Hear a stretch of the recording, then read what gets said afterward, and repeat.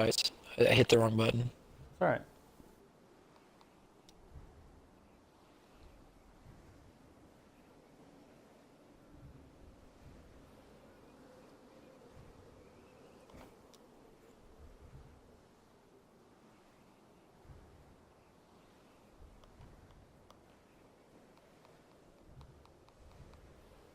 I'm pretty sure it's included.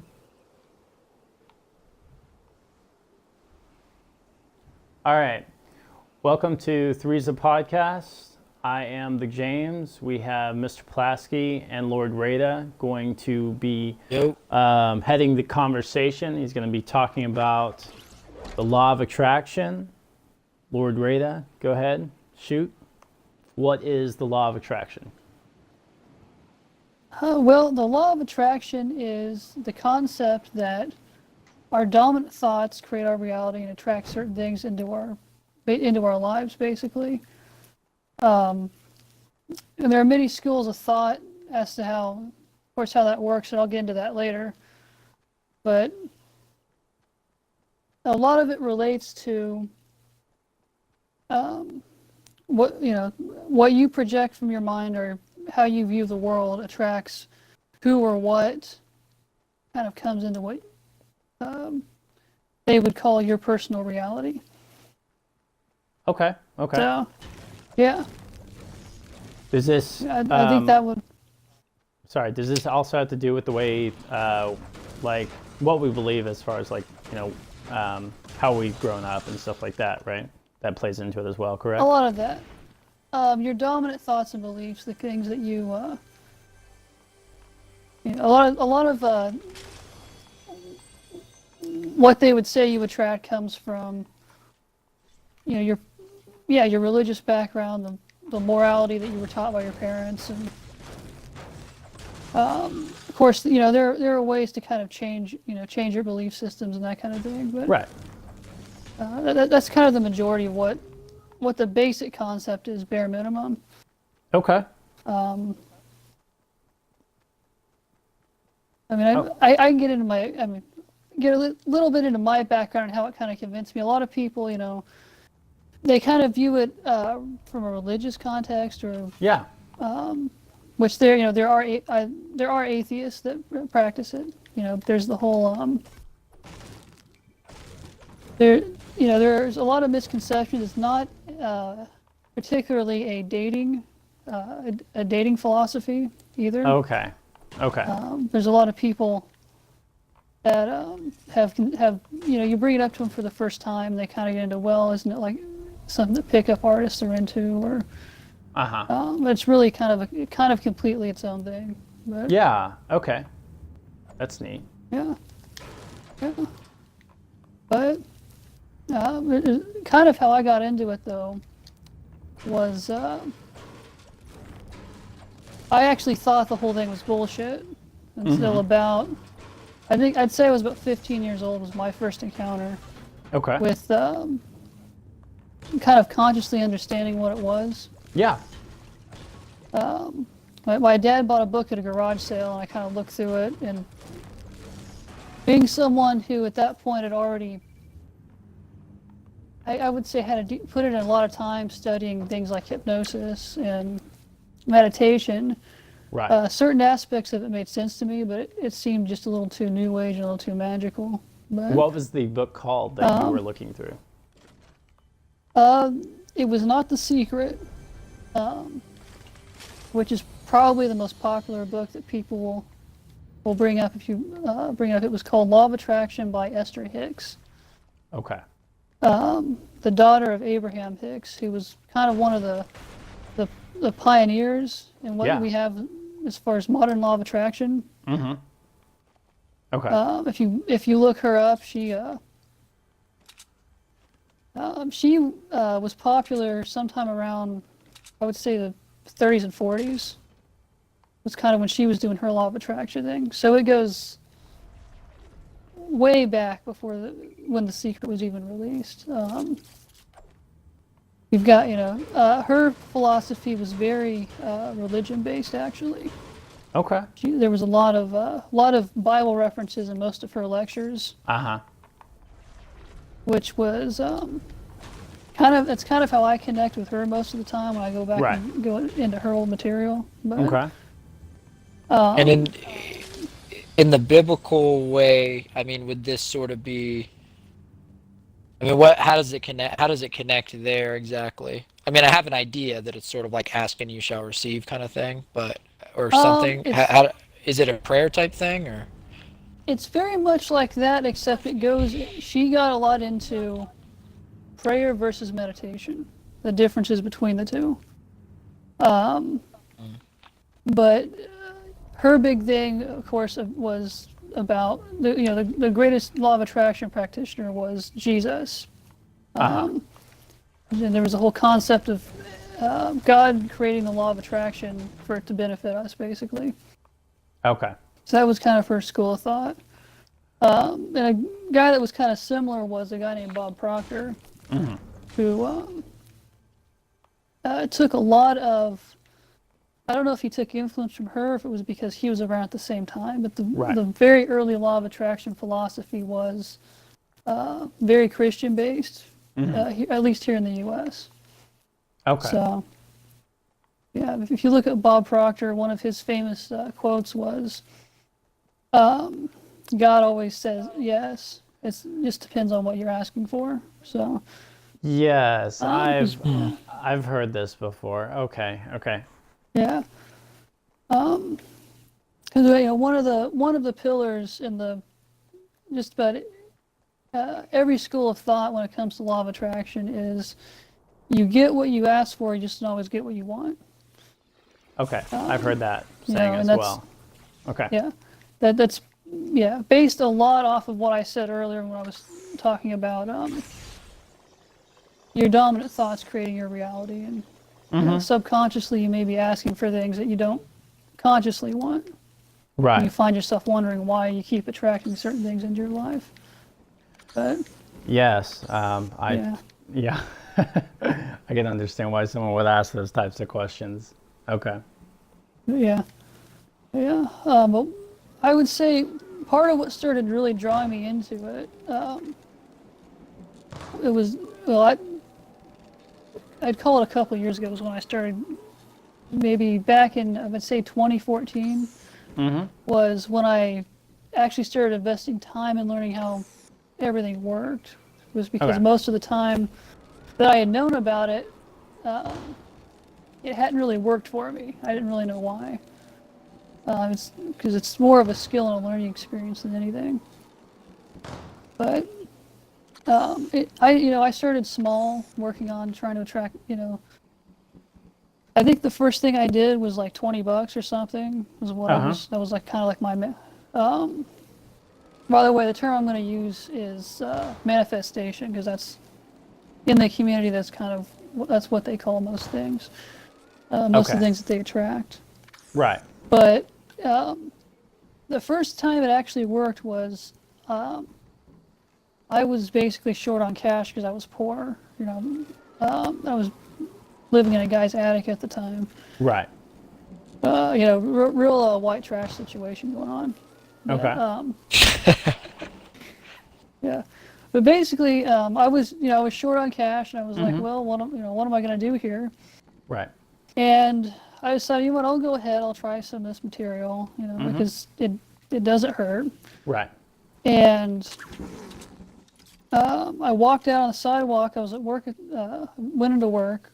Walked out on the sidewalk after I got off work, and there was $4 or $5 bills fanned out, just sitting on the sidewalk. And that was when I first started lending credibility to it. Okay. That was like my first big conscious encounter with it. Right. But kind of what further convinced me later on, though, was I started going through my primary method is through meditation. So I started going through those motions for just other bigger things in my life that I hadn't accomplished, that I was just looking for opportunities to get involved in. Right. And I just started having these weird events where things were kind of syncing up, and I was seeing a lot of things like repeating numbers and patterns and stuff. And Yeah. Yeah, like throughout this process, I didn't, up front ever get online and start Googling signs that it's working or anything like that. It was Right. more of I would start noticing this stuff, and then I'd be on YouTube and I'd see a video like, if you're seeing this, this is what this means, and I was like, well, thousands of people practicing the same thing and spontaneously having because I wasn't looking for any of these signs. This is what Right. started freaking me out. But you have thousands of people, or possibly millions, reporting Right. this, having very similar experiences. Like this just shows that there's something that's true about this whole concept. Yeah. And that was the main thing that solidified me and made me, I would say, a regular practitioner of it. Okay. Because I've gone through several periods on and off where I wasn't that enthused, or Right. I just didn't think there was that much, or because Yeah. I had no bias or reason to believe any of it was real, from the beginning. So Oh, okay. That was going to be my next question. Yeah. Okay. yeah. And at Because- first, what made you think that it wasn't real? Well, having a father that's a magician Yeah. and being in those circles where you're around a lot of psychics and mystics and little fake psychics, knowing how you trick the mind and knowing how all that stuff is done, for me Right. there had to be an external factor beyond my control to prove it to me. Okay. Because I had also personally studied hypnosis for a long time. Right. Because I was 21 and I had my first my early studies with hypnosis when I was around 12. Because my dad had all the material and it was just kind of interested me. Right. So I was like, well, I could be tricking my mind to see all this stuff. Is this how many people is this happening to? How spontaneous is it? Yeah. Yeah. And who profits from me getting involved in this too? Like, are there people claiming that they can, which that's one of the big rules, is you can't create another person's reality. It's like, are there people that are claiming, hey, if you pay me this amount of money, I'll make it happen faster for you? Right. Right. So there really was none of that. It was entirely based on your personal responsibility and what you want to attract. And, so it's a completely subjective experience, Oh, okay. It's reliant on your own perception. Okay. And that was a big barrier for me. That's a big barrier for a lot of people that aren't in it because of, Right. But coming to see that it wasn't black magic or something, is bare minimum a mindset that will lead you in the right direction. That it just became a lot more powerful to me around that at that point. Right. So Okay. So you're saying that it was based on your basically personal, I guess, personal experiences that. Go ahead. I don't know. Go ahead, Nat. I don't. Well, I was going to say personal experiences ahead. for yourself that made you, or that helped you believe that it was true. Is that correct? And you said that's basically the basis of the law of attraction. Is that correct? Basically, there's a lot of faith and belief involved in it, but Okay. I can kind of explore that more, but it was basically a lot of it was consistency over the course of about 2 years of me doing it just kind of on and off, because I've got ADD, so I get sidetracked and get onto other subjects and other issues, just other philosophies and things that I want to study. So it's kind of been put on the back burner. Okay. But I would say I noticed some sort of difference or shift every time that I've been consistent with it, and I've had some sort of betterment happen for me. Okay. So Where does Where does like science and stuff fit into all of this? Just out of curiosity. Well, I would say the biggest scientist that I would say that really kind of delved into it was Nikola Tesla. Okay. He's quoted as saying, "Think of the universe in terms of energy, frequency, and vibration." Yes. And that is Okay. a large factor when you put the law of attraction into practice. Mm-hmm. It's a very largely philosophy that just about everything involves Right. energy. Okay. Because it gets very much, there's the law of vibration, Mm-hmm. which scientifically, we've discovered that everything on an atomic level is basically vibrating all the time. Like we can't perceive it. Mm-hmm. It's not perceived with the naked eye, but everything's vibrating, and there's pretty much no such thing as a solid object. Right. Yeah. And, That's where I believe the word vibes comes from. Is that correct? Yeah. It was very relegated to New Age philosophy for a long time. People that could sense vibrations and that kind of thing. Right. Because science hadn't uncovered it, but for years there have been people that claim they can sense and feel the vibes and energy, and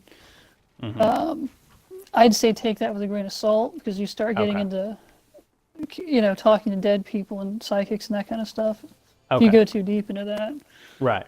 But yeah, basically, the law of vibration and correspondence are two of the most important laws, because it's you getting your mind into the frequency to attract this particular thing that you're trying to attract. Right. Some people do it through meditation, some do affirmations, or they write it down. Mm-hmm. So there's several different methods people use, and I don't believe anyone's right or wrong, because it all involves the mindset. Right. Okay. But I mean, if you want to get deeper into what the different schools of thought are, because they're very diverse. This is all pretty much the bare minimum of what kind of the belief is, but because there are the people, of course, that are literally they have a literal spiritual view of it, where it's all about your energy is connecting with your desires. So that's kind of like the supernatural extreme to it. Okay. If you go into the very hard science psychological side of it, their specific belief on how it works is that your subconscious creates a self-fulfilling prophecy and guides you towards it. Right. Okay. I personally find both of those schools of thought irrelevant, because they both use the exact same methods. So I've always found that debate a little bit irrelevant, but I've seen people. The big debate, is basically Neville Goddard and Abraham Hicks. Neville Goddard's method was all in your subconscious, and you were programming yourself to go and seek out a certain opportunity to, create what you were looking for in your life. Whereas Abraham Hicks was, you reach the mindset, and the universe just brings it to you, which no, regardless of either one of those, I don't believe any manifestation takes place without what they call inspired action. And I think that's where a lot of people get caught up, is they're new to it, and they reach this point where it's like, well, nothing happened, but they're missing all the opportunities because they never took action, expected everything to just happen. Okay. So there is an entire element of action where you actually go out and have to basically do the practical things that would be required for it to happen in your life. Okay. So it's not entirely thought-based. There is actual physical action involved. Okay. But, Okay. yeah. I got you.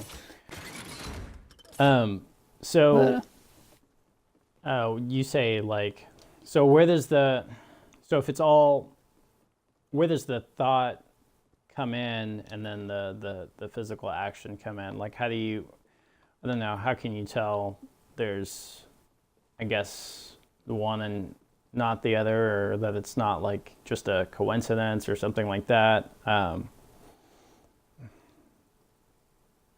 Well, the main experience that you'll hear about is what the community will typically call experiencing, synchronicities, where a lot of times an opportunity will show up and just kind of jump out at you, Right. or you'll have a persisting thought that you instinctively need to do this, Okay. Okay. and I that got you. that'll come with anxiety or passion or whatever kind of emotion your subconscious needs to get you to go out and do what needs to be done.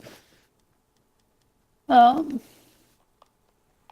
mean, I've experienced it before where I just had a nagging thought that I needed to go to. It was a coffee shop. I was trying to get it. I was trying to get into this. I was trying to get into some of the local film chapters. Yeah. And there was this coffee shop that was doing. They were doing improv classes. Mm-hmm. And I was like, I really got to go and check out this. I didn't know why, because I had some interest, but I didn't have a passion that I needed to go. So I was like, okay, I'll go. Right. The first week I went, I meet this actor, who, I mean, he's in the business. I'm not going to plug his name here, but he's kind of on the indie scene, Okay. And he immediately starts, he basically was giving me, audition tips. He was telling me where to go. He's telling me about Vegas. Right. And eventually he ends up leading me to this director guy who runs basically he's the director of a lot of the major independent film projects that take place out here in Wichita. So, it was a series of events. It wasn't like something just immediately happened because I was, I made one choice, but so a lot of it is a series and a journey. And depends. That makes sense. Yeah, a lot of it also depends heavily on how big it is, how big the thing is you're trying to get. Okay. So Okay. if it's going to be a process, like say you want to be a millionaire, well, you're going to have the issue of you might end up, eventually you're going to have to leave your job, and that could happen spontaneously, or you could have an opportunity to go somewhere else, or Right. But I mean, yeah, I mean, the inspired action part is the part that a lot of people leave out. A lot of YouTubers piss me off because they don't bring it up to anybody. Right. It's just kind of this whole, if you can't figure it out, you're just wrong. You're not doing it right. Yeah. You're not thinking positively enough. But Okay. And yeah. I was gonna say that makes some sense, and I could understand where, from your experience that you just told me, about you having the feeling to do something, the religious part can, people can think about it religiously. Yeah. It gets. Some people get very hardcore about the whole, not having bad thoughts, and Right. to the point where they really start freaking themselves out, and because if your thoughts create your reality, if you're thinking about cancer or something, they're afraid they're going to get cancer, and that's just not really all that practical. Right. Is it? Right. I am curious because I don't know, but does it work in a negative way? I mean, generally, or is that something that's split in the community, or like if you do the same thing in a negative way, like if you fixate on negative things happening to you, like not intentionally, but I just mean if you're worrying or things like that, or does it work that way? It will go both ways. You know, I mean, you can't, manifest a bunch of bad stuff onto another person. But a lot of where people have blockages when they're trying to manifest something is the constant thought that they don't have what they want. And so instead of thinking, I have it and it's on its way, it's, I don't have it yet, I don't have it yet. So they keep putting that, thought out there. And of course, what's corresponding with that is the lack of the thing they're trying to get. So, which that's really a skill that you put into practice. Which is why you kind of have to start off with smaller things before you start, saying, okay, now I'm gonna move to New York and I'm gonna be, I'm gonna be on Broadway. I'm gonna be the biggest person on Broadway. Right. Because that can go either way. You can either take that as inspiration, or you can continue to go, oh, it's not happening, and then you give up, or you miss opportunities because your entire perception is negative of what's going on. Right. So it does require a primarily positive perspective for it to work. Okay. Okay. Yeah. But one thing that convinces me, though, about the whole thought process is years ago there was a study that showed that your thoughts produce a measurable energy. Like, we already knew there was electricity in the brain, but this was very, very interesting to me.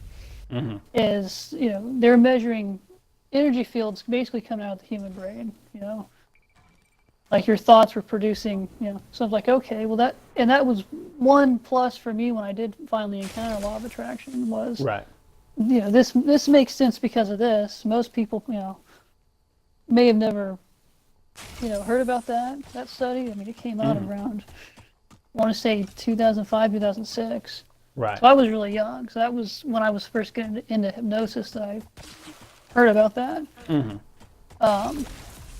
But that was a plus for me because I was like, well, if your thoughts produce energy, and they're saying that your dominant thought being projected out, into the universe will connect with the, by law of correspondence or vibration, connect with what you're trying to track. That makes sense. Mm-hmm.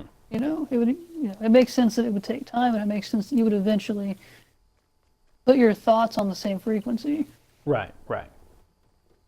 So, whether it's, because my personal school of thought, of course, is basically when you get into the actual law of vibration, the universe corresponding with itself, and is that just a lot of it just makes sense to me when I look at how connected so many, how everything in the universe is. Mm-hmm. That's where I kind of get, the whole New Age hippie thing from some people. Right. Because to me that whole school of thought just makes sense. I do understand why a lot of people want to go straight into the subconscious, the hard science, and which I don't really care, because I mean it works either way. It's just a matter of what your personal conviction and philosophy is. Right. Anyway, do you have any more questions for me, or? Well, go ahead, Ty. No, I was fixed to say I don't have anything right now. I can't think of anything, but go ahead, Matt. I guess, I mean, it seems like there is a lot to do with, it seems like there's obviously different schools of thought. So I guess this is more geared towards what your schools of thought are, or if there are disagreements or whatever, then I'm interested. But so I do have a couple questions about just generally the process, maybe. I guess one thing is that I was going to ask is it supernatural? Because the idea of manifesting and altering reality, I mean, by definition of supernatural being something that isn't within the natural law. So is this something that you consider? Is this something you consider supernatural, or do you not consider, or do you consider it? Well, I guess that's the basic question. Is it something you consider to be supernatural? Like I know, because I know you did mention like a lot of times the faith thing does play into it, which would be supernatural in that aspect. But I'm just curious where Um, generally what you think about that. but my general school of thought is that I view it as a part of how God designed the universe. I view it as a tool that I don't know. I don't necessarily view it as supernatural, and the reason for that is just looking at the law of correspondence and how bare minimum, what it is it's our subconscious guiding us to a certain result. Okay. So I don't necessarily view it as there is some sort of spirit bringing it to you, or because I mean if that was the case, it wouldn't require action. It Yeah. would just be you would have things just appearing at your doorstep, spontaneously, and you know I mean I really believe in it, for what it's called, and the the result being attracted to you as a result of your thoughts and your dominant thoughts and actions, put you kind of in a space where you kind of connect with the result that you want. Okay. Um, I guess one of the I guess the only thing that did sound strictly supernatural to me was the example you gave of finding the $20, because that sounds at least strictly supernatural. There's nothing you did to contribute to $20 appearing on the sidewalk. So that sounds like a pure yeah, manifestation and altering of. I guess the question is, do you think that $20 would have been there either way? Whether you needed the $20 or not, do you think that $20 would still be on the sidewalk? Because that's the interesting question to me. Did you manifest the $20, or did you subconsciously, the law of attraction led you to the $20 that was already there? I think that's the $1 million question. I can't really answer that. Um, what I can say, it was probably through a series of what would be considered coincidences that it ended up there. And that's why I would say it would Yeah. have been attracted. It didn't appear, but by a series of events, it would have. Um, I guess Yeah. I would just say it ended up there by a coincidental series of events. Um, to anyone else, and so anyone else would have called it a coincidence, but because Yeah. it's a subjective experience. To me, it would be like, oh, well, yeah, I attracted that. Yeah, You know, okay. Yeah, because that to me that's a huge difference if the idea of the $20 you actually manifested into reality. And I don't no, mean, yeah, that's because that's a big difference to me, where it goes full supernatural, very hard to have any natural explanation to. yeah, To me, I'm definitely more drawn to the explanation of, even though it's a little, I mean, obviously it's a little, all of it I think can be swayed in a direction that sounds kind of supernatural, but that's a huge difference to me between you creating $20 into the universe, or at least or even it appearing there, like it falls out of someone's pocket or something, and it wouldn't have if you didn't think positively. That there's a big difference between that to me, and then the $20 is there, it's already on the sidewalk. You got a weird feeling to go down this street today, or for some reason you're paying attention, like something like that. I guess those two guys you were talking yeah, about, the big debate, I guess I yeah, would find the guy who was saying that it's a subconscious thing much more credible in the natural world. yeah. Well, and none of it is really about it's something spontaneously coming into existence. It is more, it is literally whatever finds its way to you by whatever um, Mm. by whatever series of events. So to me, it's not, oh, that it just randomly appeared there. It's probably something dropped out of somebody's pocket. Somebody left it there. For whatever reason, it ended up there. Okay. Yeah, I see. You know, So well, and just to clarify, just to clarify this a little bit, not the like it literally appeared out of existence, but um, there's also, which is very similar to me. Do you think? Because the big thing to me that I have a hard time accepting is the idea that you would be altering the physical universe without actually touching something. So the inspired action and all those things can make sense to me, but if you know, if you're in this this shitty living situation like you were talking about, and you're like, man, like you're thinking very positively that you really need to get $20 or you really need money, and then I guess the question to me is if you didn't do that, would that money still be there? And if you did, now the money is there. If you walk down the same sidewalk and everything played out exactly the same, but you didn't do the positive thinking. Because if you're saying that it wouldn't be there if you didn't do the positive thinking, then that suggests that you can physically alter the physical universe with your thoughts, which goes full supernatural, and that's where I would be a little as opposed to the positive thinking idea of the $20 is there and something led you to that $20.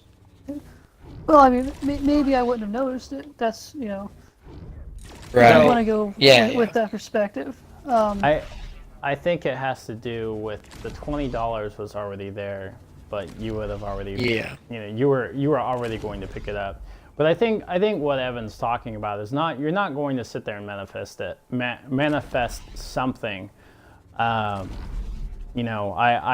would consider Inception being a literal thing, or something else because of the law of attraction. But I don't think you can basically create something just from your thoughts. Now he did say something about when you're thinking something, bad thoughts or whatever, that it could generate something. And I have known people, and I've seen, well, not seen things, but I've heard about other people's experiences to where if they think they're sick, they become sick, and it's a real thing. And so I think this is basically, I know for me, like when it comes to people who are trying to get out of a situation, and yet they're always seem to be stuck in the same situation. Like I'm talking to a girl, and she's not like talking like that, but anyway, I communicate with a girl, and she's always having guy issues, all the time, same situation, and it just never stops. And I think she's obviously attracting something pretty dark because of her thought process. That's kind of, I hope I'm making some sense, but that's kind of what I'm No, yeah, definitely. Okay. Definitely. You're just kind of talking about a perspective, and that's the thing go ahead, Evan. There was a very interesting study, though. We're getting into quantum physics here, but basically, I don't know if you heard of the study where they discovered that a particle will act differently until you're perceiving it. The observation thing. Your literal perception can affect, particles on a quantum level. Mm-hmm. Even Neil deGrasse Tyson kind of gets into this. So there is a lot of science behind the idea that our thoughts collectively contribute to, basically how the universe reacts to certain things. Our perceptions and our, so it's not like you have one person that has all this control over the universe. It's just that our perception and how we view things in our thought process, and it could literally be affecting the universe on an atomic level. So there have been scientific studies about it in recent years. Well, I am familiar with the observer effect in quantum physics. It is interesting. I don't know enough about quantum physics to necessarily relate the two things to that level, but that is an interesting idea, though. The idea, because that is totally true. That observing particles makes them react differently. So that I've actually never heard that. That is an interesting theory that we could be altering the universe in different ways just by the way we're viewing it. Yeah. Although that doesn't necessarily, it doesn't, I mean, I don't think the particles react differently if you're thinking positively or negative towards them, though. They just react that you're seeing them. And that's a little bit different than positive thinking changing particles or something like that. Well, and especially since positive and negative things are subjective, are a human subjective thing. Yeah, not physical things. Sort of, in a way. But the way you think about and view your life definitely has you, like, the way you believe about your life determines how you live your life and how you react to other people. Like, for example, I've been abused, for 9 years. And, when I was a kid, my stepdad would abuse me. And so getting out of that, like he would always, there'd be points where in my life he would make jokes. And because, he was abusing me physically and mentally, I didn't understand the difference between when he was joking and when he was, acting out of anger. And so knowing that and understanding that definitely has an impact on the way I react to normal people who aren't trying to be mean. They are just literally joking. And so when I'm sitting there playing a game with my next door neighbor and she's like, "You suck," doesn't mean that I actually suck. It's just a joke. Right. And so, and I've had to constantly change my mind and relearn that. Yeah. I that's the thing. Here's the thing, and I want to be clear because before I say anything else about it, I don't really have anything against the law of attraction or someone having that thing, because just like Reida said, it doesn't really matter whether it is supernatural or not supernatural, or whether the $20 appeared there or whether you just noticed it subconsciously. If people are having more positive lives because of that. So, because my personal viewpoint is there's nothing supernatural. I don't think anything's being manifested. I don't think the universe is physically changing. Right. I think the $20 is there, and because Evan really needs money, he's going to notice the $20. And even if it is a coincidence, that's perfectly within the realm of probability. So, but now there obviously the other perspective could be that $20 wouldn't have been there, except for the fact that Evan, with inspired action and positive thoughts, basically manifested this $20 there. Either way, the result's the same. He now has $20, and so, but I just think it's purely perspective. But I'm not denouncing it as far as, saying that it's some bad thing, because I don't really see too negative, other than like what you were saying with people going too far, where, they end up having mental issues. But I would rather call it more of an affirmative thought process. A lot of people, they call it, just positive thinking, and I think there's more to it, because of the level that you're changing your perception when you're trying to draw certain things into your life. It's more of a form of affirmative thinking. But sorry, I think I lost my train of thought here. As far as whether or not it's supernatural, my personal view is just kind of, that it's irrelevant, because when put into practice, it's worked for me and it's worked for several people. The scientific, and there's really there's very few other things I would say this about, but the scientific reasoning is a lot less irrelevant, because of the fact that you have 3 or 4 different schools of thought that are all 3 using the same method and have a different explanation, but they're getting the same result.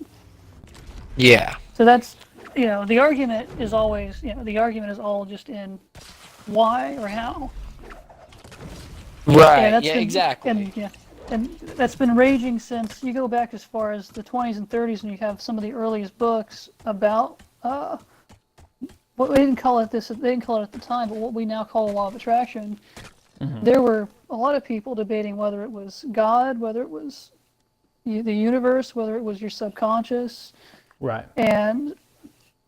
But in all of those communities, they have every one that I've researched, they use a very similar set of methods to get these kind of results, and that's what has always fascinated me. Yeah. I mean, I think the main where it actually can do harm, the only area it goes into harm is it's sort of like it's like makeup, right? There's nothing wrong with selling makeup. There's nothing wrong with having a business where you have employees that are salesmen that sell makeup. But you also have things like Mary Kay, which Mary Kay is a pyramid scheme. So there are definitely, and with the book The Secret, for instance, which I consider The Secret to be the worst of law of attraction. I think it's exactly, the full bullshit spectrum of just think really hard and things will happen for you. Right. But here's the other problem with the thing like The Secret is when you have seminars and you have, pay for this web series and I'll give you exclusive, I'll show you exclusively how to make your life better with law of attraction and pay this amount of money to come, buy my DVD and come to my thing. That's the reason why I think people are so speculative of law of attraction is it is very close to a lot of other bullshit things. So I actually think inherently there's not an issue, obviously, with thinking positively. And even though I'm a very strong advocate for the scientific method, I don't like the contradiction of yes, here's the scientific method and here's the scientific evidence backing law of attraction, while also saying that there's supernatural elements that would be total anti-scientific method. So, but me personally, I'm a big advocate of the scientific method and the objective world. Right. But that aside, I don't really care that much if people don't want to adhere to those objective science viewpoints. If they're having a more positive life because they're thinking positively, fine. But there definitely is room for harm when it comes to people selling books and come see my seminar or whatever, buy my things. You're taking advantage of people at that point. And it's not, and it's just not that far off from a lot of other things. Right. Bullshitty things where people take advantage. So that's my concern. Yeah. Is where can it go in that direction? Especially now, where basically all the resources you need are freely available on YouTube, pretty much. And a lot of the big people in the game right now have been putting their stuff out for free lately. I mean, you can go and buy a book if you want. It's mostly going to be from I can't remember her name, but the writer of The Secret, or you'll find compendiums from Abraham Hicks, or, Right. But there's not a lot of people in the community anymore that are trying to sell you a product. Basically because of that, because I can get on YouTube and I can find any amount of tips and methods for free, and it's going to be basically the same shit that was in a book 50 years ago. So, I think most of the time when people are going and buying books about it, you probably buy one book and you realize it and you start just going back to the internet to find all your stuff. But one of the things that attracted me to it was the fact that you can't pay anybody to do it better for you. You have to learn how to properly get yourself in the mindset to get your results. And anyone that's being truthful on the internet will tell you that. So it's not. Oh, go ahead. It's never about what they can do for you. It's about what you can do for yourself, and they'll guide you in that direction. But you can't pay some guy to go and sit and meditate and draw something into your life, because rule number one of the law of attraction is you can't create someone else's reality for them. Right. You can't draw things into them. I did have a question about that. There's, as far as the basic, the kind of physics idea of this, of changing things, why can't you, why couldn't you manifest things into someone else's life? That would be because of their dominant thoughts. They have to choose to accept it.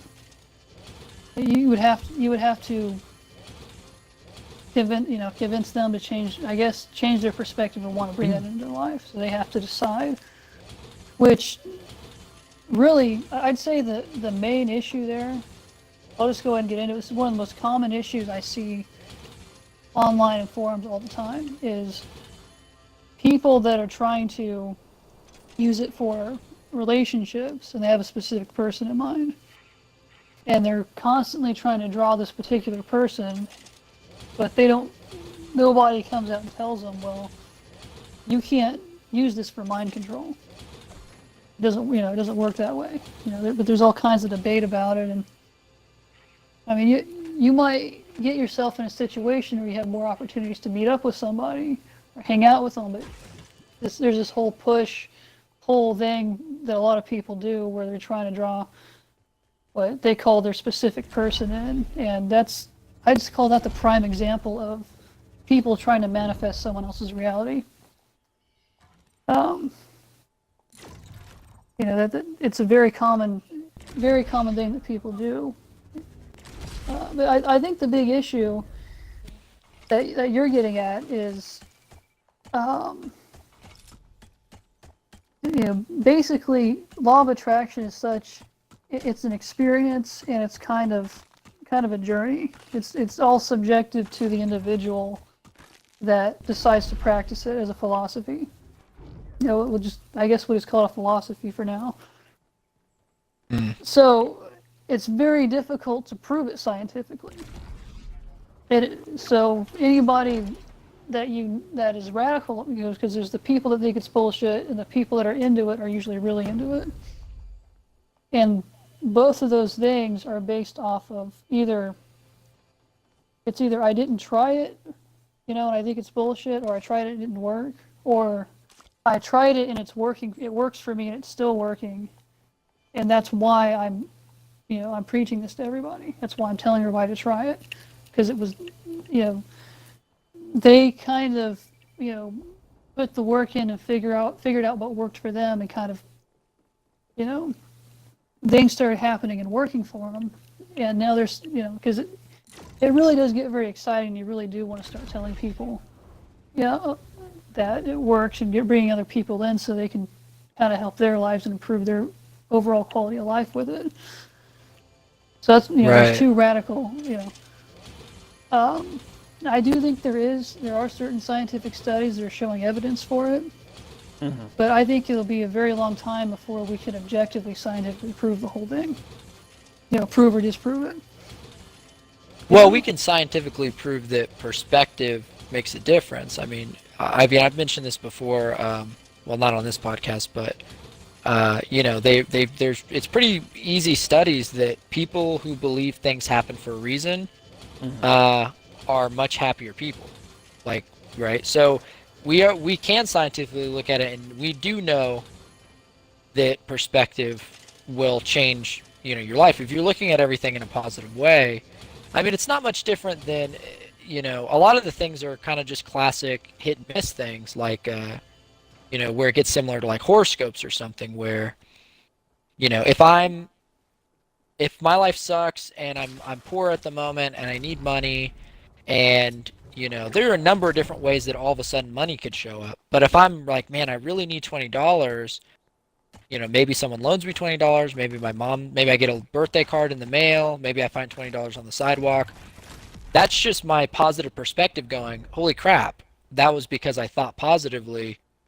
As opposed to if you were thinking negatively, you might just be like, I hope this works. I hope this $20. I mean, I don't know if this $20 is going to last very long, So to me, it's just, I think it's almost already clean cut to me, just very obviously just a perspective thing. I don't know that there would even, I don't know what the arguments are that it's not just a perspective thing, like a positive perspective. So I don't know that there's anything that needs to be even too revealed as far as some unseen thing that we're seeing, because I don't know. But like I said, I don't exactly know what your exact perspectives are on it. If you see it as a supernatural thing, or if you just see it as a positive thinking thing that's a subconscious. Well, the reason I think there's more to it is the fact that, I mean, I've had other situations where a series of events have taken place and I really couldn't explain why. It was just too many coincidences, you know. The thing with the improv, that led me to so many different things that I was trying to, that I had been trying to do over the years, different artistic opportunities that I had never had before. Like I started getting into, that was where I met the guy that got me into stand-up. That was where I met the people that got me into, getting my first IMDb. And those were all, separate events that just led to a lot of different. Yeah, it's perspective, but there were a lot of coincidences in between that I don't know. A lot of times I've hit roadblocks where I just couldn't find my way out. Where I had all kinds of dead-end projects, and so I don't know. For me, it's just, I don't know, having a bunch of people have similar experience and similar, I guess I would say, symptoms when they start trying it. Mm-hmm. Things like, 'cause one thing I want to get into really is synchronicities. That's a big thing that's where people kind of start getting into the supernatural realm, but you start seeing a lot of just odd things like repeating numbers, or you were thinking about there's some specific phrase going through your head all day, and some random guy that you ran into, it starts up a conversation about the subject you were thinking about, and you don't even know the guy, you don't know him from Adam. Yeah. And then that, that leads into, he happens to work at a place where we're trying to apply to get a job, and there's been just a lot of stories like that with people just, they have a series of 5 or 6 coincidences. So sorry, go ahead. I very much think it is mostly subconscious, but there are different aspects to that where it's like I can't explain away every coincidence, everything just as pure coincidence or perception, because of the amount of moving parts that took place for this particular event to happen. Man, the thing is, it's so tough for me because that's where my hang-up is.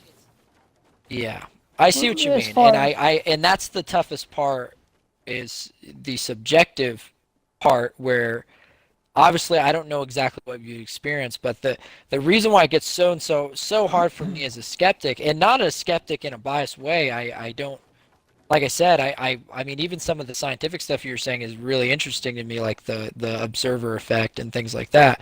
The problem is, the more you talk about it, the more I see the similarities with a lot of other things like Bigfoot and ghosts and things like that, where at the end of the day, it all comes down to a subjective experience that someone had. And the idea of the synchronicity thing, I mean, that's you're thinking of something all day, so all of a sudden someone brings it up. I was wanting to get a better job, recently. I worked at a job and I needed more money and I needed a better job. And I'd been thinking about it throughout the week. I met my friend at a friend of mine who I hadn't seen in a long time. Probably hadn't seen him in like 2 years. Shows up in the coffee shop and is talking about he has this job and it makes a lot of money, right? But the thing was, that could have happened if I wasn't looking for a job and I wouldn't have noticed it. So that's I mean this is part of like the magic stuff, in the cold readings and stuff. It's that's what it is. It's hits and misses. So if you're thinking about, people might mention Family Guy all the time, and you're not thinking anything of it. And then all of a sudden you're like thinking of a specific something from Family Guy that you thought was really funny. And then all of a sudden you're going to notice when people say Family Guy now, because that's what's on your mind. So part of it is just what you're picking up. But anyway, you can understand where my hang up is on the opposite side, where it's very tough seeing the similarities between a lot of other things that are all kind of the same kind of thing. It's a lot of the same tricks, you know. Now, I'm not saying that law of attraction is a trick, but, you know, and my only thing about it is really just the supernatural stuff. That's the only hang up I have. As far as seeing it as a guide for how you live your life and a positive thing, I don't have any issues with that. Yeah, well, and I mean, I completely understand, you know, anybody disagreeing with it, or you know, having that perspective, because, you know, to me, I don't see a need to try to prove the high and wow of the whole of everything, just because of the fact that these methods have worked for me. It's interesting to look into the mechanics of it all, but you know, like I said before, every school of thought is following the same philosophy and getting the same result. Right. And there's been endless. I mean, I've been on the internet and just seen endless debates on what the theory is behind how it works and why they think it, you know, it's a particular way.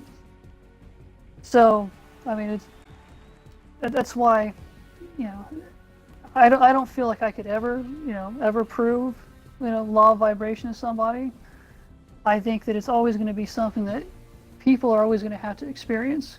You know, you're going to have to experience the law of attraction and decide whether or not it's, you know, is it real to you? Is it something that you want to invest your time in? I think that's where we can totally agree. Is it doesn't really matter whether it's supernatural or not or whatever. If the method, if you're doing some certain method and it works and your life is better for it, then I don't gripe. So I want to be clear. Like, obviously I'm a skeptical person typically, and so, you know, I obviously lean that direction. But I want to clarify. I hope I'm not trying. I'm definitely not trying to approach this in any kind of like skeptical way of like, this is stupid and people shouldn't do this and it's dumb. And it's like, no, like, I'm totally okay with people doing it. Like, and I could see myself utilizing some of it, even though I'd view it from a different perspective. That's kind of what's interesting. That's the thing that I think was, if I say, I mean, just to say something positive about it, and or in defense of it, I might say, you know, maybe from skeptics, is like I said, you know, when I mentioned the Mary Kay thing, I think there's some inherent good thing, really good things to this law of attraction, and you know, I think people probably shouldn't knock the entire thing, you know, because clearly, I mean, I guess you could, from what I've heard from you, I could have my very hard science beliefs and very skeptical beliefs and still practice the I mean, as far as I can tell, like, there's enough room within the law of attraction that I could even practice it without having to believe anything supernatural or that there's more to it. So in that case, I definitely, I just want to clarify that I hope I'm not trying to attack law of attraction in general, and I was really just exploring certain ideas more than I would, you know, I'm not trying to denounce the whole thing. And I think a good guy for that would be, if you wanted to go that route, would be Neville Goddard. He was the guy that really pushed the subconscious aspect of it more than anything. But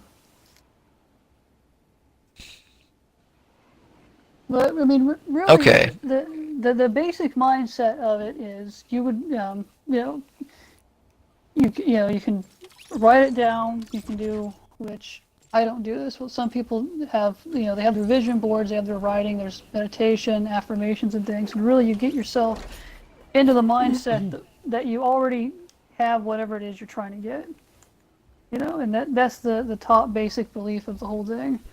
And whether you do that by hypnotizing yourself, or making it your subconscious, or you have a belief that it's the universe shifting, whatever it is you want to, it doesn't matter, because it's the mindset is what matters. And you could explain that mindset just any number of ways.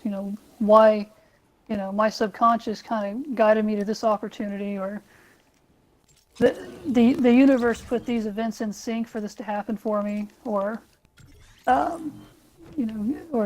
God showed this to me and led me to it. There's a million explanations, but it's all one mindset.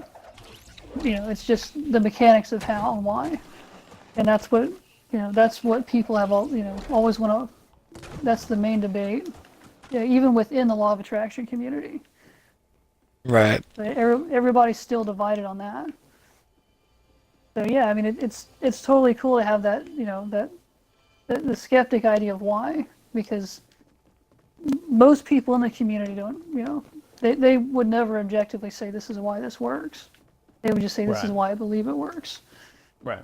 So, but that's why I took it as something to kind of add to, just my personal religious beliefs, because I was like, well, I just kind of view this as a tool that, God gave humanity to be able to live a fuller life.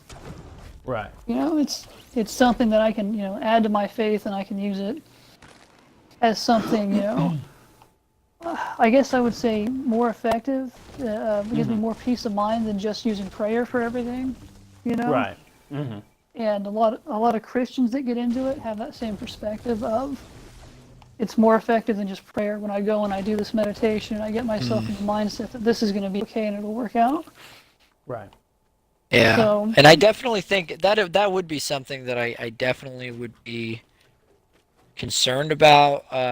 Or the thing that there is definitely, from what I've seen, there definitely are schools of thought in law of attraction that really are, you just sit and think really hard that you want. It's there, it is almost like genie in a bottle kind of thing. And that is something that I imagine, from what it sounds like to you, it sounds like inspired action is very important. That is something that concerns me, is seeing people who really do this like thing of, okay, I can just sit inside and put up these little dream boards that show the things I want, and never actually take any steps toward it, and just hope that it'll happen because I hope hard enough. yeah, and that's the main thing that everybody leaves out, or not everybody, a lot of people. Yeah. And that's where I've gotten irritated several times with certain YouTubers, is it's like, oh, I'm just thinking positively, all this great stuff's going on, and I never have to do, and then 3 to 6 months later, they haven't gotten what they wanted, and they're just like, oh, I'm still hoping, and I'm doing all my. It's like, well, how many opportunities did you have to act and speed this process along, or actually get what it is you're claiming you're trying to get, you're trying to manifest? Because there are a lot of people, action never comes up once ever when they're trying to talk about how it works, or trying to help people do it more effectively. Mm-hmm. And then you have other guys that are like, yeah, because this opportunity came up and I took this action, this step, and this, now I got what I wanted. Yeah. So yeah, I mean, it's not one, it's not like Amazon.com where you just get on and go, okay, I have this, I'm going to get it, and you just think really hard, and oh, look what I got. Right. No, I've actually never heard of, very rarely do I hear anybody say anything where they got anything fulfilling out of the law of attraction and they sat on their ass and nothing happened. It's something just major came to them. It was always, it was always a series of opportunities, and that's kind of where I get into the coincidences and the, what I would call synchronicities, where just a certain series of events happened where you kept taking the opportunity and you got the result you wanted. Mm-hmm. As opposed to, maybe, a certain thing, a certain object showed up. Maybe you perceived it, your perception was right to see it or not. it's usually some small minor thing that's not even worth talking about, that, you supposedly manifested in your life. But by and large, anything major, when they start getting to, well, this is my heart's desire, it always comes down to action, or the person has a lot of frustration because it's not working quick enough, because they aren't taking the opportunities, and they give it up and they call it bullshit.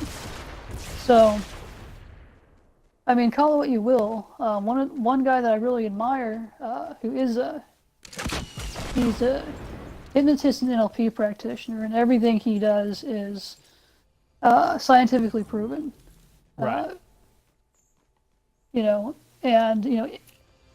with NLP, you get into there's some odd terminologies, because they, he mentions energy, which it's more metaphorical. Right. You get into, energy with law of attraction. When you're talking about, your energy, it's, well, this is, some chemical feeling in your body, but it feels like energy. So metaphorically, this, I'm putting I'm projecting my thoughts and my energy out into the universe to draw this to me. And that's an exercise that he does, knowing full well that what he's doing is using his subconscious. So, I mean, he does that with his NLP practices for people that have trauma. Mm-hmm. He has them do a physical exercise with, where he manipulates what you call the holographic nervous system, and that, that all gets into how your mind stores information, and because your body has certain feelings for different things. Right. And a lot of people look at that as energy, like this is the energy of the, I'm moving my energy to this or that, or and you can use that as a mental exercise too. Yeah. Heal pain and trauma. I mean, you're not literally moving some sort of electrical ball of energy around. Right. You're doing a mental, so. But yeah, he's very, this particular guy, I guess I'll plug him. His name's David Snyder. And I actually got into him for NLP instead of law of attraction. So I was watching his stuff before I got into it, which it surprised me as hardcore, as a hardcore scientist that he was into it. But a lot of his perspective is literally how your subconscious, your perception, your subconscious controls the reality that you live. Right. Because your reality is mostly what's going on in your mind. There's external reality, and that's, what is scientifically proven, what everyone else can objectively perceive and know to be true. But then there's what is known and true to you, and that's because of your perspective and personal experience and what the life that you're personally living. And I think that's really what it's always going to come down to with law of attraction. Right.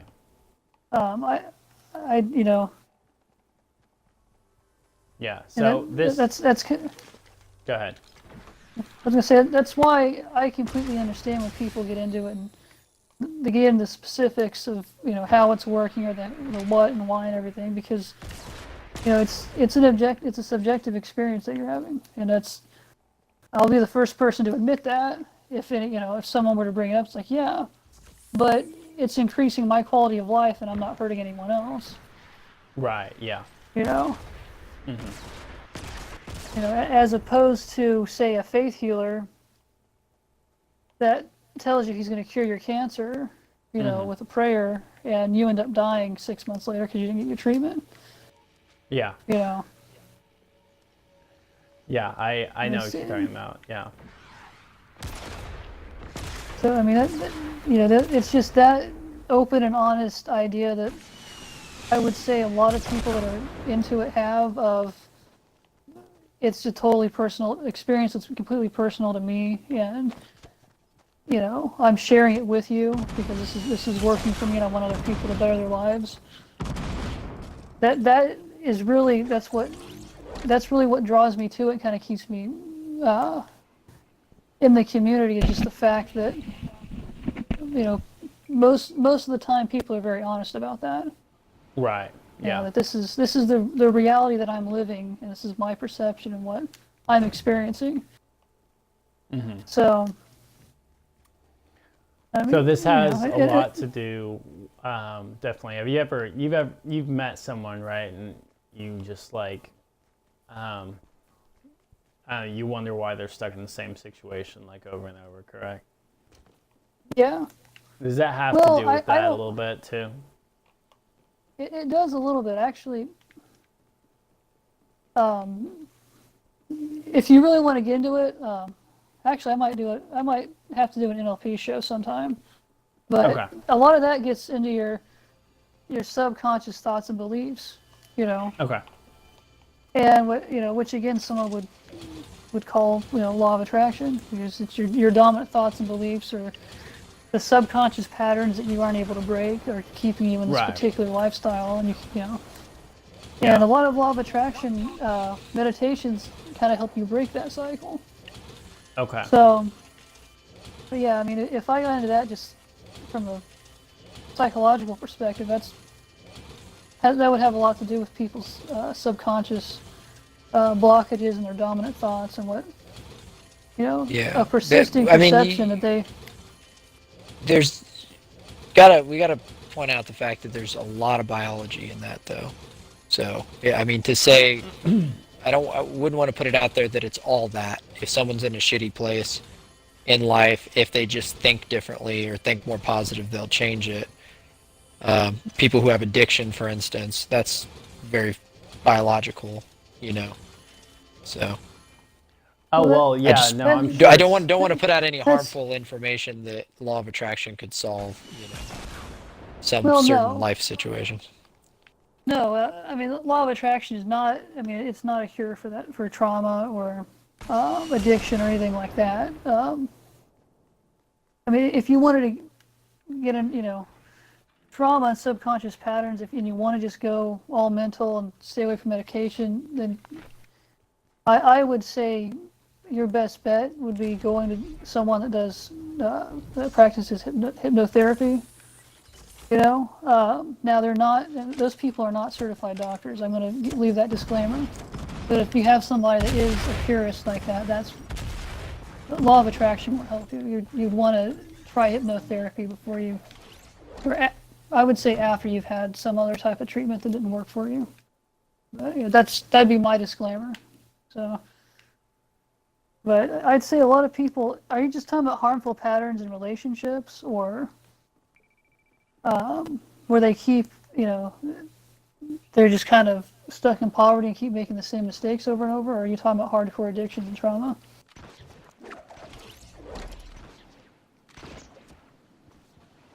James? Oh. Yeah, yeah, I didn't.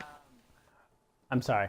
I was just talking about just in general when you see the same or when you see the person stuck in the same situation like all the time, because I've definitely experienced that looking at other people, and so it's not necessarily.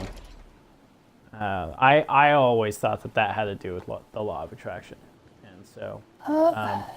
You know, you Not probably just could. obviously being attracted to people in general, but Yeah. I'll begrudgingly say, because of the subconscious aspect that might be part of it. Mm-hmm. But I think a lot of it is, if you're raised in a certain environment, your subconscious is going to make it more comfortable for you to repeat certain patterns. Okay. That's something that psychology has proven that. Right. Okay. When you can be predisposed to something subconsciously and not realize that you're even repeating a pattern over and over again, or realize it but stick with it because it's comfortable. Right. Because a lot of people, complain about dating the same person with a different face. Yes. Or, a lot of times when you have people that have what they call the poverty mentality, which there's a lot of debate around that, but there's a lot of psychological aspects to our everyday lives that I guess you don't really think about because you're not really taught about it. Right. You know. I definitely think I could definitely see some of that being effective. Well, where it could affect the mentality part there is you definitely do see people like I think the sick thing, that's definitely true. I definitely see people who they constantly talk about how they're sick. And I mean that's more of a mind thing. Like obviously we know placebos work and things like that. So, but there, I mean, we all know the person who's like, oh, I feel like I'm getting sick again. I always get sick this time of the month, or I always get sick every couple weeks, or whatever. And it's like Yeah. they almost self-fulfilling prophecy. Yeah. But I think a lot of life stuff like that is just wisdom. I mean, most people are being positive. Some of the people I know, like I mean, I was just talking to a friend of mine in a terrible situation, and she's like one of the most positive people I know. And Yeah. part of it is just her not making wise decisions because she thinks, you know, like for instance, in a relationship, it's like you could be really positive and be, you know, and end up in a really shitty situation because you're not being wise. You know, Right. someone could be Yeah. really positive and try to win the lottery and they could waste all their money on lottery tickets, which is, you know, statistically improbable. So it's like, I don't know that, I think in a lot of life situations, I don't know how I don't know that it could really affect it because your mentality, your positive thinking or manifestation could affect it because a lot of positive people are the ones who are in shitty situations because, you know, I don't know that there's a direct correlation, I guess is what I'm saying, because I've just witnessed Yeah. firsthand people who are positive all the time and are in shitty situations just because they don't make good life choices. And it doesn't Right. have to Right. do with their positivity or negativity. Right. Well, and that's of course that's getting into your the issues of uh, your what you're predisposed to do. I would say some, you know, a lot of people, they can't figure out why they keep making the same mistakes, Right. and they're following a pattern that is basically just comfortable for them. And you can attribute a lot of that. They're just subconsciously predisposed to these particular choices because they've done it over and over again, Oh, or yeah. they saw their parents do it over and over again, and it requires, you know, some sort of a way to get over that on a subconscious level. Right. Right. You know, or you know, you can start start making conscious choices to change it, no matter how uncomfortable it is, and you form a new habit. You know, so like I say a lot So of I law of guess that, attraction. well, I was about to say, Um, maybe you're about to answer it, but I was going to say that actually brings up a good question. Within the law of attraction community, is there a lot of encouragement about that sort of thing? Because that's something that I didn't really think about till now, but there is the idea there of like just being positive and wanting to manifest things that you think are good. Because there's things in your life where you might think this is a good thing that you want, and it's not. Right. well, Yeah. and That that yeah. Well, that goes back to what I said earlier, where you get what you ask for, but you don't always get what you want. Oh, okay. And it's, you know, you really think you want this thing, you think it's good for you, and then you get it and you find out that it was total shit and it was a bad decision. And, you know, so it'd be a continuous learning experience. But I'd say a lot of people in the law of attraction circle are very much into self-improvement. Like it's an aspect to their lifestyle that they've added, and they're continuously trying to get better. And those are, of course, always the ones that see results with the law of attraction because they're bettering themselves, and it's new practices they brought into their life.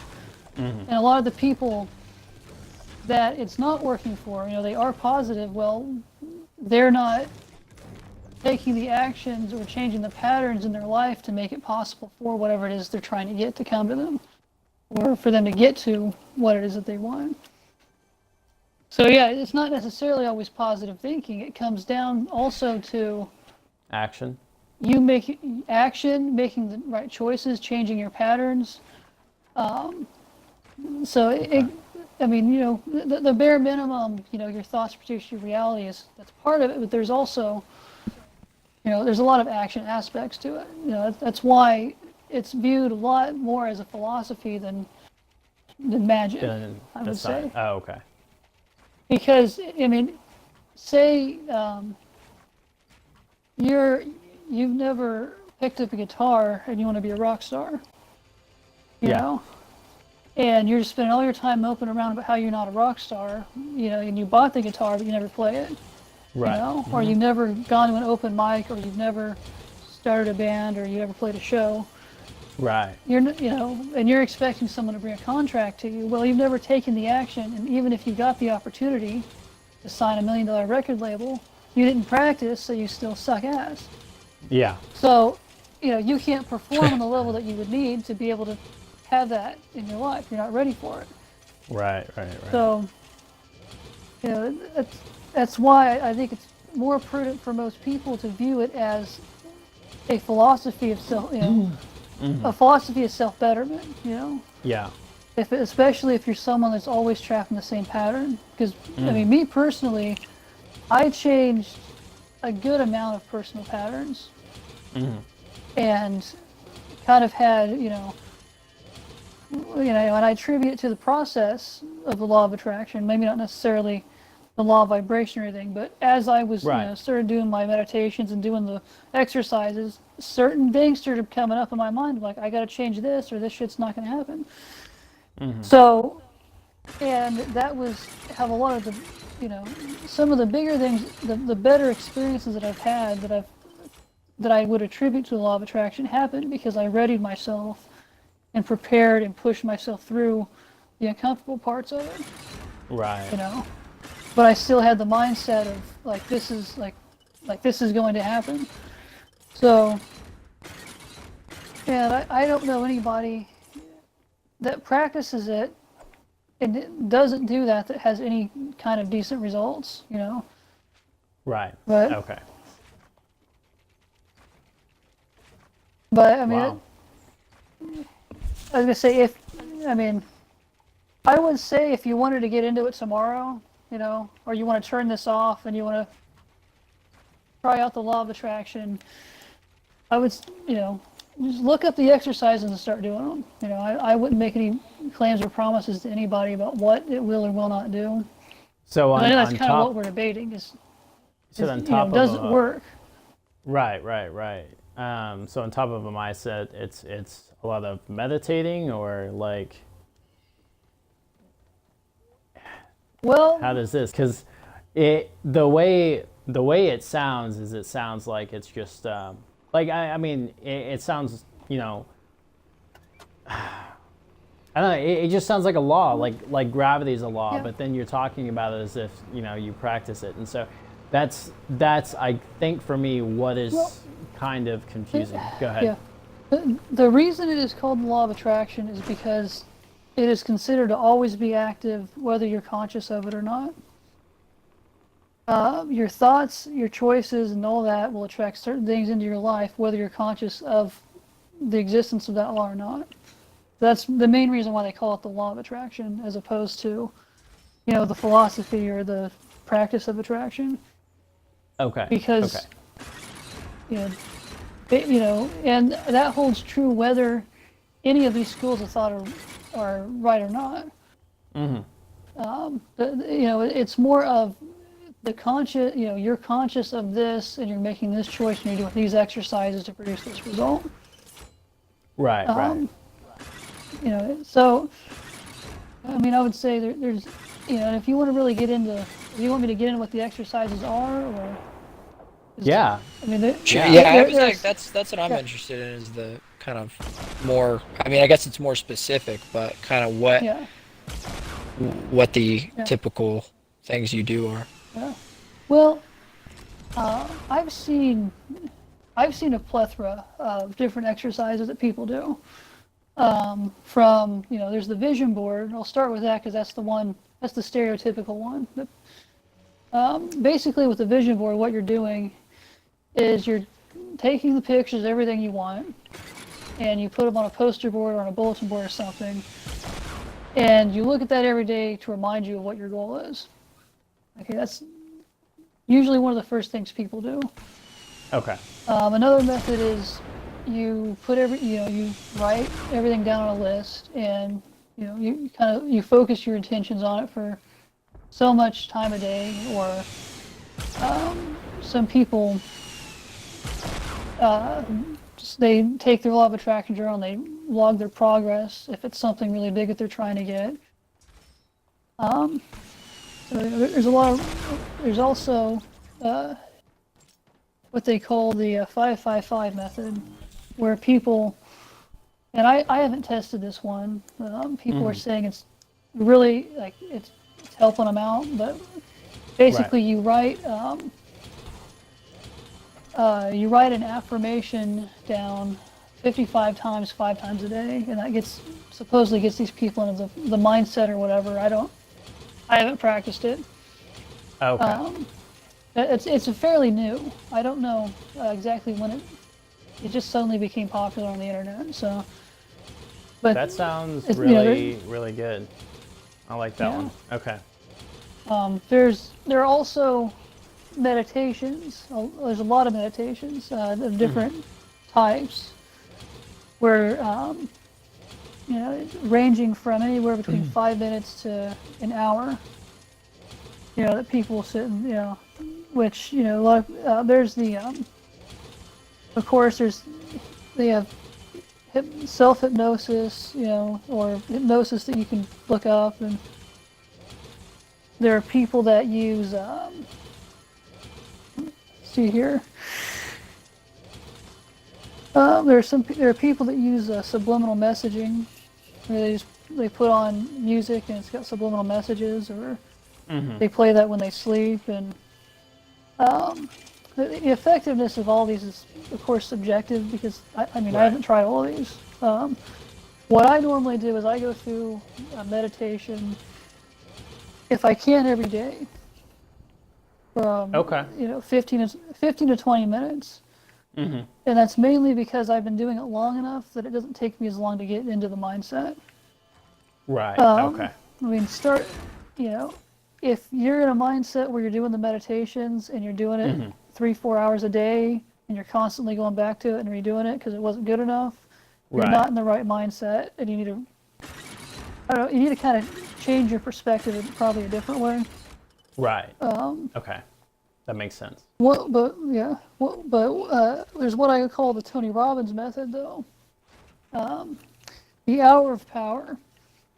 And it's literally an hour-long ritual that some people do, where they go to their journal and they write stuff down. They do an hour or 20 minutes of meditation or affirmation. Affirmations is the one I forgot, but they do 20 minutes of affirmations or meditation or something, where they focus and visualize what it is they want, and they spend the rest of it just writing out their goals and what they're going to do, what their new insights are with the state of mind they're in. And that's the one that a lot of people back in the early 2000s were saying was like just the best thing you could do. But in my experience, to me, I don't always have an hour every day to do all that crap. So that was why I didn't practice it. But no. So I've heard of the hour of power, and then the affirmation sounds really good. And I've also heard of the thing where you either write or picture what your goal is and put it on the wall. Yeah. So I thought that one, And I mean, affirmations, it's literally just you repeating, over and over again what your goal is.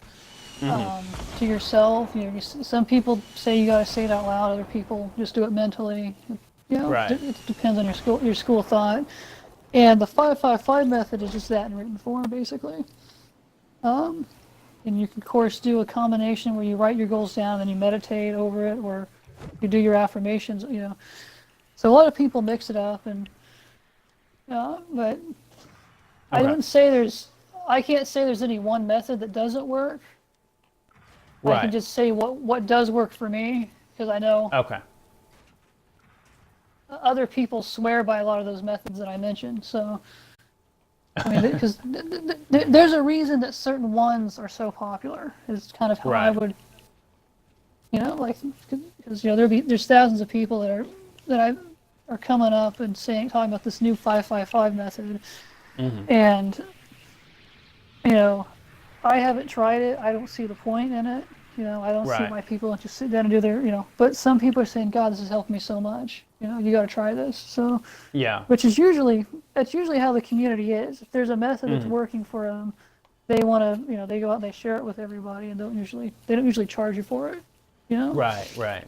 Or if there is, and it's really pointless to try to charge for it anyway, because it's as soon as you sell the book, someone's going to put it out for free and talk about it anyway. Yeah. So because that makes sense. you can get every method has the same mechanic to it, and you can get the gist from one 5-minute video where a guy explains it to you. So yeah, I mean, there's a really unique meditation that's been out, or it's been making the rounds. It's this weird Buddhist chant that some people are doing. I don't know. Yeah. I haven't really looked into that one, but I mean, it's something that I would say, millions of people have invested in these different processes, and just people that I've met personally have told me about their results. I've seen, there's a whole community on YouTube. There's people on Reddit and Tumblr, and so. I would say, if I had to leave it at, I know, I don't really know if we were trying to debate if this whole thing is real or not, but I would leave it at, there are a lot of people who are getting a lot of benefits from practicing the law of attraction. And, so I'm coming out and, I guess, I don't see any reason for someone to be a party pooper about the whole thing, because a lot of people are getting a lot of good out of it. Right. And I would recommend it to anybody that wanted to practice it. I would, I'd send you resources and everything, but, I'm not trying to force this on anybody. I just think it's a really great thing that has benefited me personally. I think would benefit a lot of other people as well. Oh yeah, it definitely sounds really. I don't know. It does sound really amazing, and so I definitely want to try those methods out. I have done the one where you visualize your goal and stuff like that. People talk about writing it down and stuff, saying that's a lot better picture of it. But anyway, yeah. So. I think it's really beneficial and helpful. Visualization, I would say, is it's hard for me personally to really picture anyone getting results without some sort of repetition or visualization or something that really kind of jumpstarts your mind in a certain direction. So that my recommendation would be to start out with either the 555 method that just came out, just because of the type of mindset it's supposed to put you in, or just do affirmations and maybe do some really light early meditation or something. Right. And not really try to create anything too big your first time, just to be able to kind of get yourself in the flow and the feel of how everything works. Okay. But yeah. See, how long have we been going? It's 98 minutes, an hour and a half. Oh shoot! Wow. This is our longest show yet. But anyway, really? I'd say it sounds like we're starting to wind down. So, do you want to do closing thoughts or? Yeah. Go ahead, Matt. Yeah. Oh, well, you guys go. I didn't. All right. I just was gonna say it definitely sounds like we kind of covered almost the full gambit. I mean, it's such an interesting topic that we could probably go longer, but. Well, Evan, maybe you should close just because it's your topic. I'll do closing thoughts. I mean, I pretty much covered. Anybody that's listening to this that's interested, go to YouTube. Most of these resources are freely available. I would recommend. I'm going to personally recommend You Are Creators. They have a lot of great resources. They have an app. that has probably about 20 or 30 ebooks for free from various authors on the law of attraction and the methods and the philosophies. And on top of that, I'm just going to say, when this comes out recorded, when we get the pre-recorded version, if I get enough requests, I'll do a live Q&A on the subject if anybody's interested. So to cover what I didn't get, anything I didn't get into. But yeah, try it out. It's benefited me. Just go to YouTube and see what you can find. It's a journey. I'll pass it back to you, James. All right, fantastic. Yeah, no, that was it. I really enjoyed the law of attraction and what you had to say about it. And I'm glad you explained that it's, I don't know, not just a law, because that was something that was so confusing to me and something that I didn't quite understand. And so yeah, I've heard of most of those methods that you had talked about, and it was really, I guess, refreshing to get definitely another perspective on the matter. So thank you very much, Lord Reida, for no problem. Yeah, for explaining it to us. Yeah. You guys have a great day, and go ahead. I'll just say I'll catch everybody next week. Fantastic. I look forward to it. You guys have fun. Thanks for watching Three's a Podcast.